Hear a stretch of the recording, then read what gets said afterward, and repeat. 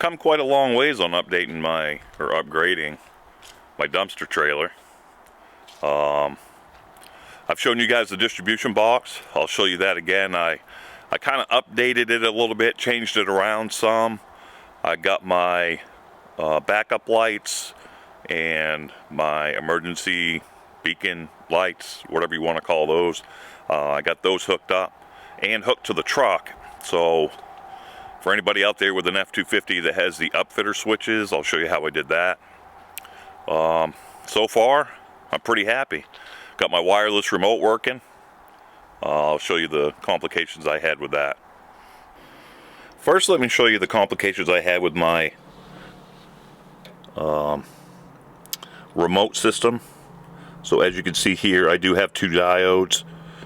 I had to do that because LODAR, while this piece here can be programmed for the white wire to run the motor, only on certain functions. Mine is not currently programmed that way, and I did not want to send it back to get that reprogrammed. So no big deal. I just threw a couple of diodes in.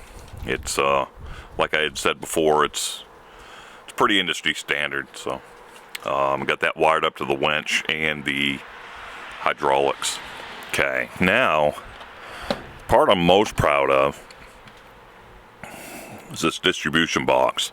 And what I changed was I took the circuit breaker out of here, mounted it down in the battery box, and I put a fuse panel in. So all of these screws are my positives and they're fused. The top ones that run across the top here, those are all grounds. So I can hook my powers and my grounds to the same panel. And then up here, these bus bars. So let me explain this a little bit. This one and this one are 2 relays. So the blue wire is the energized for the relay for my beacon lights. The white wire is for my backup lights.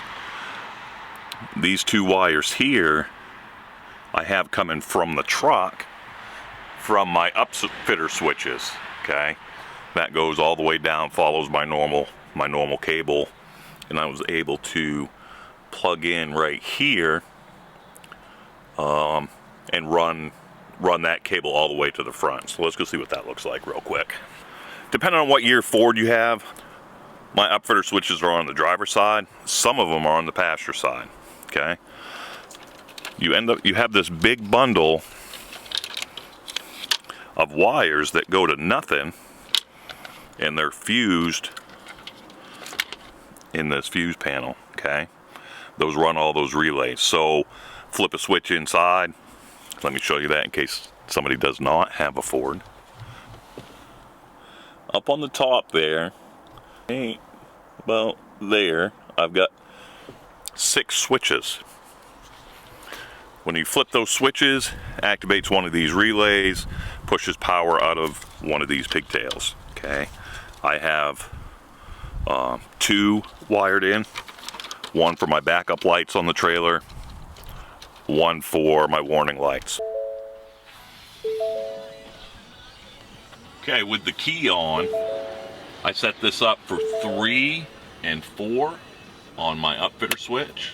So if I turn those 2 on, with the key on, I get my flashy lights. Those are way brighter than they look on this camera, and I get my backup lights. Okay, you can't even actually see that those are on barely. Okay, but they are. Got a light there. Got one on the back. On both sides, and my other backup light. All of this is super bright at night. The way I ran my wiring for the backup lights, used some P-clamps, tied in there, and went back to that distribution box.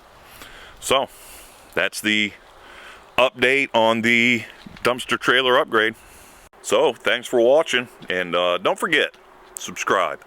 I don't have a lot of subscribers. I have a lot of people watching videos, not a lot of people subscribing. All right, we'll see you another day.